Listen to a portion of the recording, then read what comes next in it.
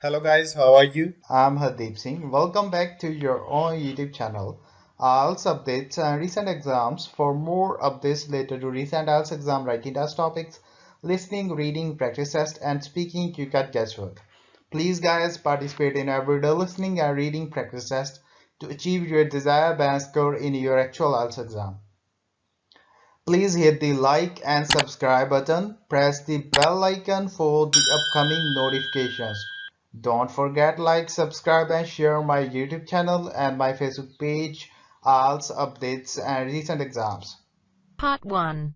You will hear a man phoning to complain about a flight. First, you have some time to look at questions 1 to 3.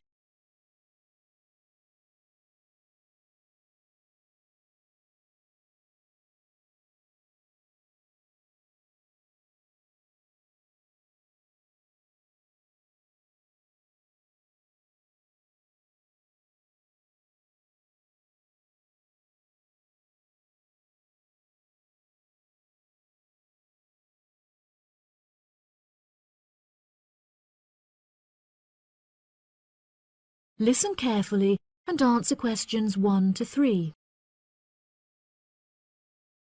Hello, you have reached the complaints department. How can I help you? Yes, hello there. I am phoning to make a complaint regarding a flight that I took with you recently. Okay. There are some details I will need to take from you first. May I have your name, please? Jack Dawson. That's D-A-W-S-O-N. And your address? It's 33 Hillcrest Road. That's Hillllcrest. 33 Hillcrest Road. Is that in Exeter? Yes. And what is the postcode of the residence? It's AL698GQ. Thank you. Do you have a telephone number? Yes, the number at my office is 754688. That's good. And may I just take a home phone number for you in case of emergencies? No problem. It's 798662. Are they both local numbers? Yes. Before you hear the rest of the conversation, you have some time to look at questions 4 to 10.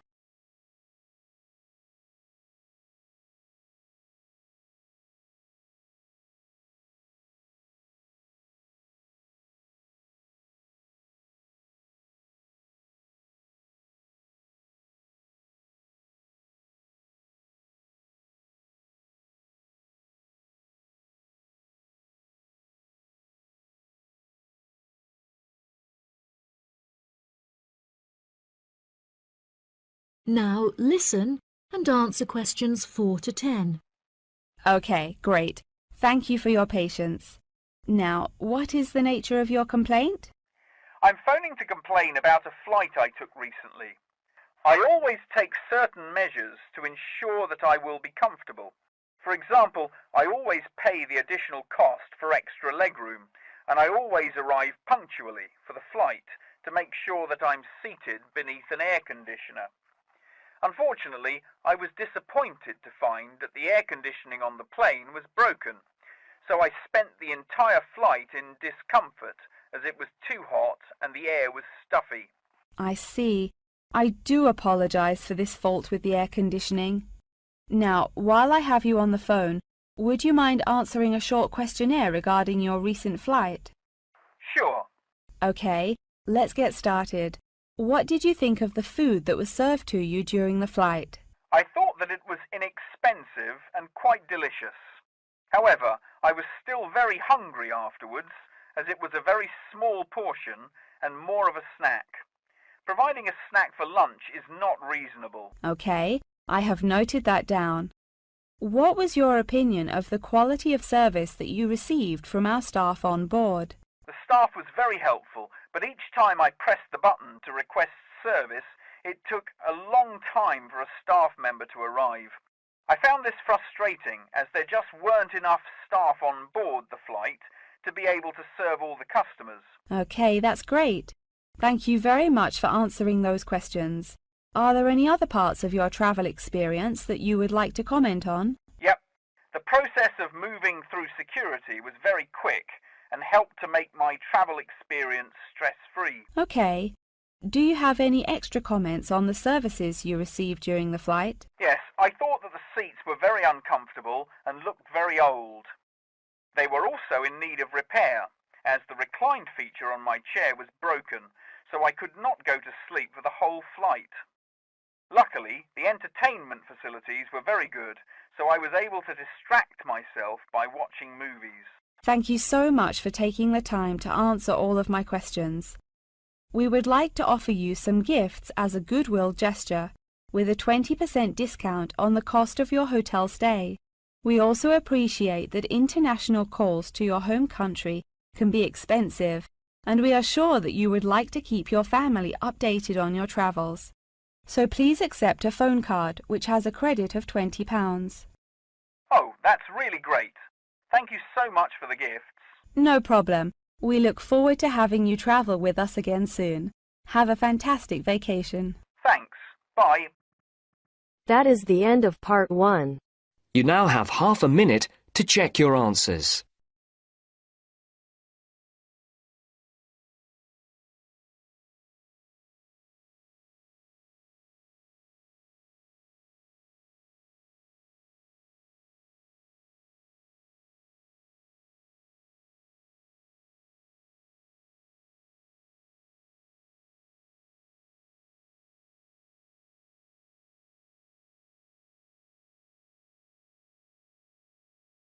Now turns to part 2. You will hear part of a talk given by a member of staff at a car rental company. First, you have some time to look at questions 11 to 16.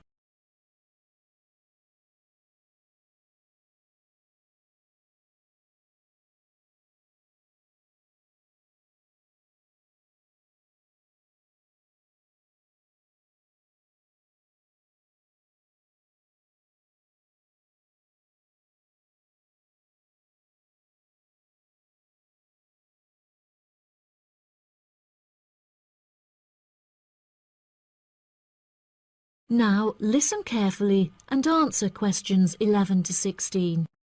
Good morning, listeners, and welcome back to Star Radio. Today on the show, we have a visitor from Yazoo Car Rental, who is going to give us an insight into his company and into the public transport system. Welcome, Jonathan. Thank you for having me. Yes, I would like to start by introducing my company, Yazoo Car Rental. We are the cheapest and most reliable rental company in the city and have won multiple awards for the quality of our services. This success did not come easily, however, and it proved important that we stay fresh and are always thinking of ways to attract new customers. Our first attempt to do this was to offer a free gift with every car rental, which we were confident the customers would be very interested in. The offer of a free Hoover with each rental, however, did not attract any new customers, so we quite quickly stopped offering it. In 2002, a new taxi company opened next door to us, and we started losing a lot of business to them. So we introduced an offer that we hoped might compete with their service. We offered a new package where you could rent a car with a driver for a small extra fee. By introducing this offer, we found that all of our customers preferred to drive the cars themselves. So again, this offer was unsuccessful in attracting more customers. Learning from these mistakes, we decided to offer a package service where the customer no longer had to come to our offices to pick up the rental car. Instead, we could drop off and pick up the car anywhere in the city to make the customer's experience a lot more stress-free. This offer was very popular and increased our profits by 30%. In order to attract a younger demographic, we updated the models of cars that we offered for rental.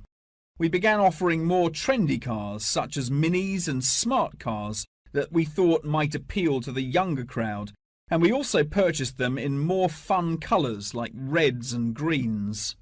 This offer attracted some new customers of a younger age group. However, not as many as we hoped. Next, I decided to offer our services at a discounted price on our website, where it could be seen by thousands of people. I thought that this could be a great way to attract a number of new customers who would never have heard of us before, and it worked fantastically well. Following the success of the discount offer, we had so many customers that it became necessary to open a new branch of the company in the centre of the city. The cost of renting offices in the city centre was very high, so we hoped that our profits would justify this expensive decision. We made enough profit to keep our city centre offices open, but we had hoped for a greater increase in customer numbers. Before you hear the rest of the talk, you have some time to look at questions 17 to 20.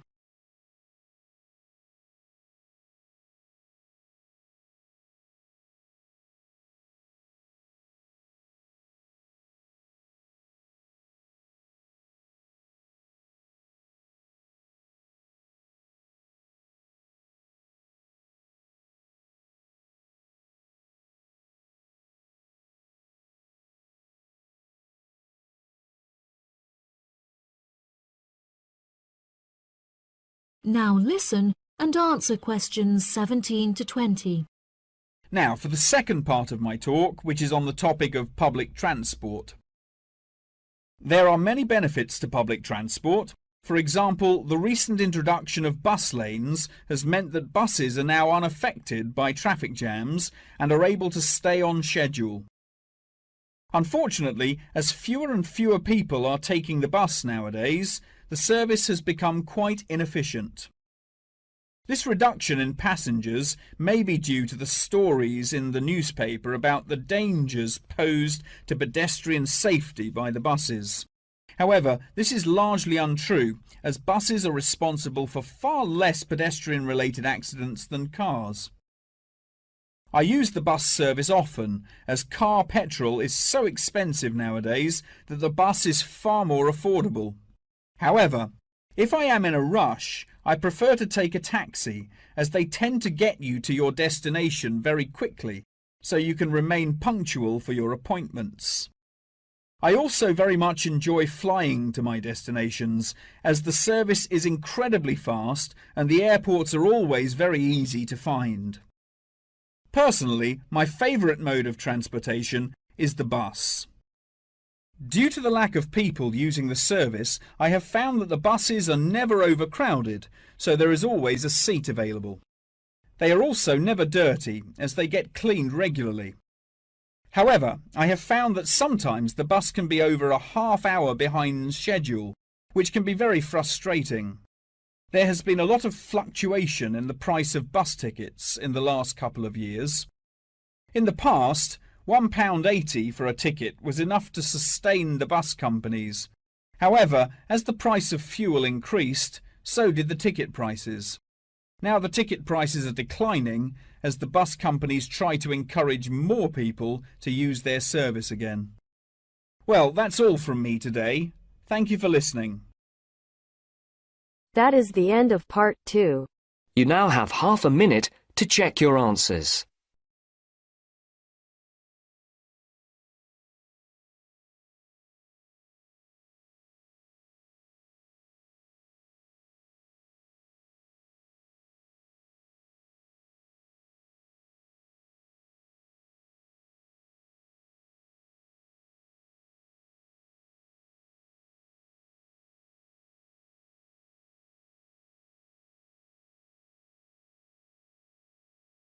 Now turns to part 3.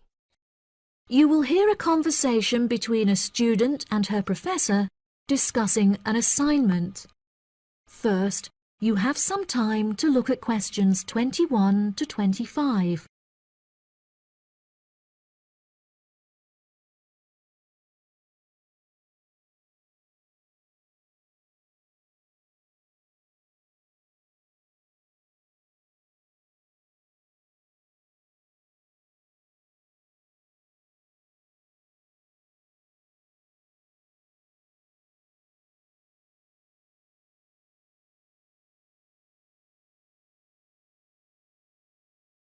Now listen carefully and answer questions 21 to 25. Excuse me, Dr. Thompson. May I speak to you for a minute? Of course. Please come in. I'm Alexandra Jones. I'm studying business here at the university, and for my assignment I have to carry out a survey of people who own their own organizations. I heard that you are the founder of your own company, and I was wondering if I could ask you some questions about it. Yes, of course. Please fire away. Okay, great. We'll get started. Did you encounter any problems whilst you were starting your company? Actually, it was not as hard as I anticipated. I started out with very clear objectives, so I knew exactly what I wanted my corporate identity to be. It was very difficult to find the correct premises, as the property market in London is so competitive, but eventually I found the perfect site. The hardest part was structuring the business, as I had no formal template, so I had to create it myself. Yes, that is very impressive. Was it difficult dealing with staff?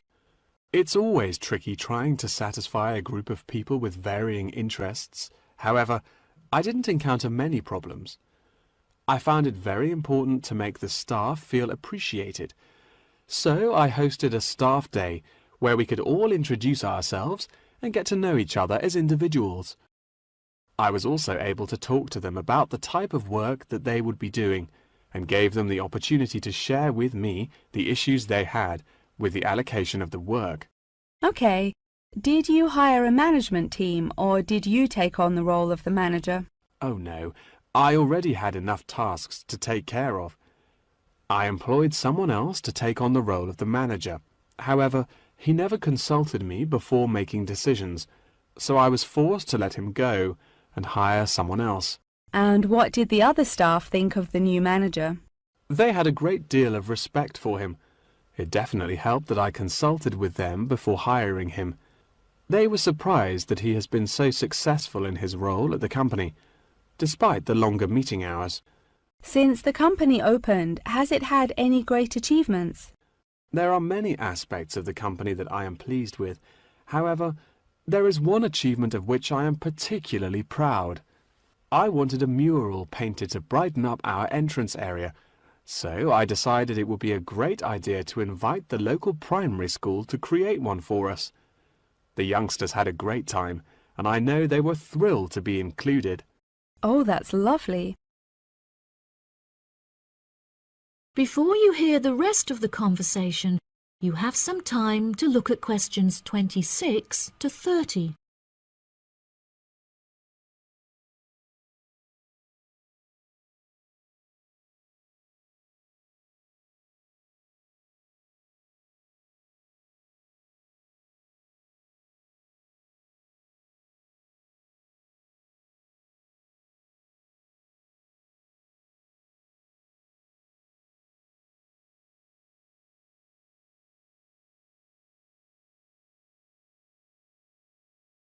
Now listen and answer questions 26 to 30.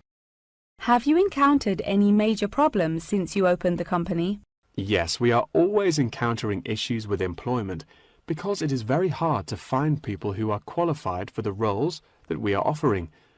But unfortunately, there is no solution to this.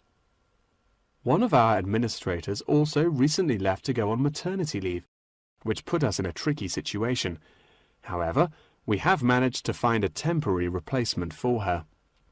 It's also now approaching the period when we must carry out our financial training, so I need to find a venue with enough space to hold everyone. It will be interesting trying to organize that event. Oh gosh, I can imagine. I find it hard enough to organize myself. Organization is a difficult thing to master, but it is also essential for success. Whilst I was learning how to stay organized, I realized that the role of motivation is essential. Okay, that's great. I also suggest that you visit the library, as there is a section on culture that will have some very valuable material on how to develop your organization skills. Okay, I'll head to the library when we're finished. I think you will find it very useful. They also have a collection of documentaries on the subject of personal organization, and I suggest that you look up the literature on management of change. I personally found these sources incredibly useful.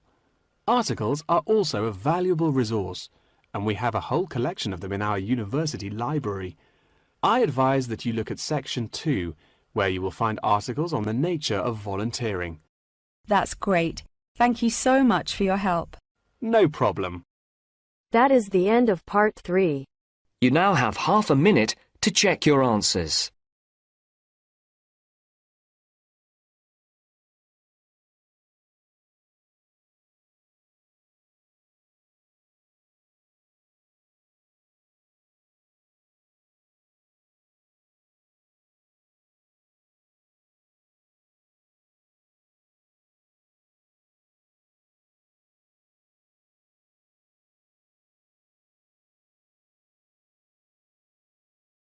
Now turns to part 4. You will hear a talk on the research of architecture. First, you have some time to look at questions 31 to 40.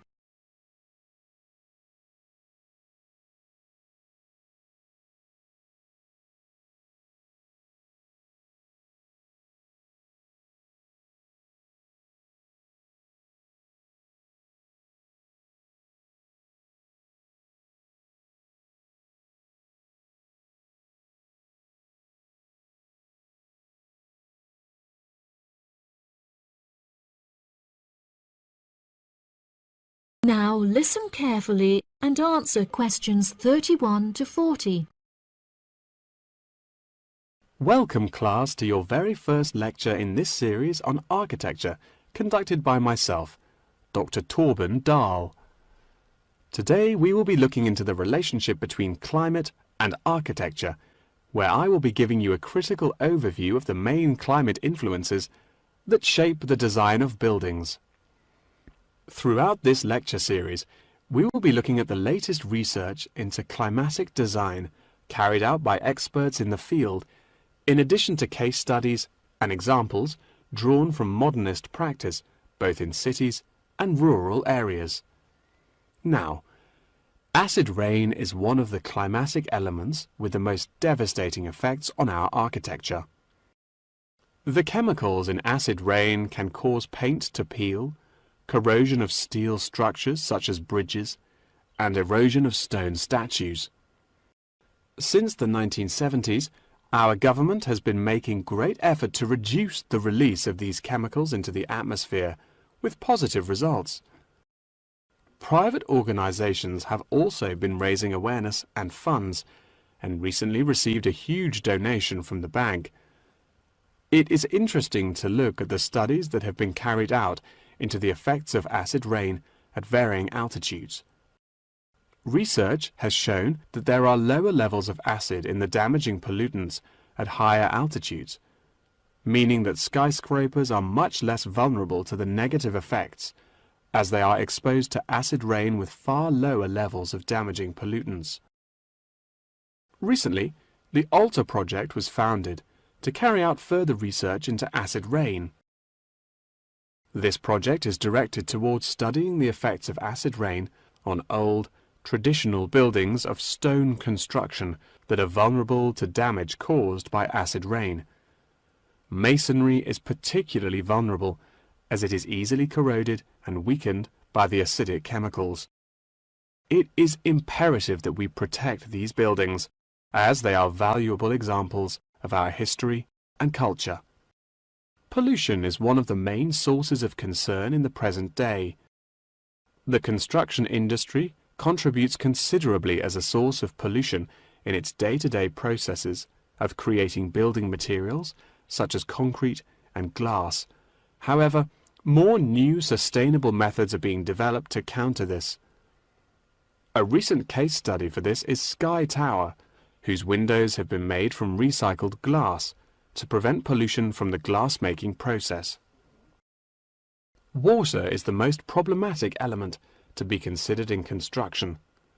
It is imperative that construction elements, such as the insulation, are fitted into the building in dry weather to prevent it from getting wet. This makes winter an undesirable season for construction, as the heavy rainfall can have adverse effects on the building.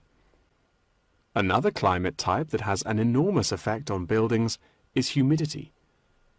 Constructions made of steel and stone are largely unaffected by humidity. However, it can have a serious effect on wooden constructions if the timber has not been correctly treated. Moisture from the air can condense in the grain of the wood, which then swells and shrinks in proportion to the magnitude of change in its moisture content. This variation in size can have disastrous consequences. In areas of the world that are prone to earthquakes, certain design and environmental conditions are preferable for protecting buildings in the event of a tremor. Engineers have come up with numerous building procedures to help minimize shaking in buildings. For example, tall buildings have height restrictions and counterweights, and multi-story buildings have reinforced floors and walls. Ground conditions are a cause for worry in many constructions, as often the soil is of the wrong density to protect the foundations. Luckily, technology has now been developed that can help to minimize damage by earthquakes. Seismic sensors can give prior warning when an earthquake is about to happen, so that preparations can be made to protect both the people and the buildings from harm. The movement of building structures can now also be measured and monitored over time by architects. It has been expressed by architects within the design community that it would be valuable to be given special courses for designing buildings within earthquake zones. Guidelines are also expected to be produced by the government in the near future that will give architects a universal checklist to follow. That wraps up the lecture for today. Please remember that attendance is mandatory. That is the end of part 4. You now have half a minute to check your answers. So guys, don't forget like, subscribe and share my YouTube channel and my Facebook page, IELTS updates and recent exams. For more updates related to recent IELTS exam writing test topics, listening, reading, practice test and speaking, you got guesswork. Please guys, participate in everyday new IELTS listening and reading practice tests to achieve your desired band score in your actual IELTS exam. For more IELTS material, visit my official website www.ieltsupdatesandrecentexams.com. The link is given below in the description. If you need PDF files of latest IELTS material, then please join my Telegram channel. So guys, please write your score below the comment section. Again, thanks for listening. God bless you all guys. Stay tuned, stay safe.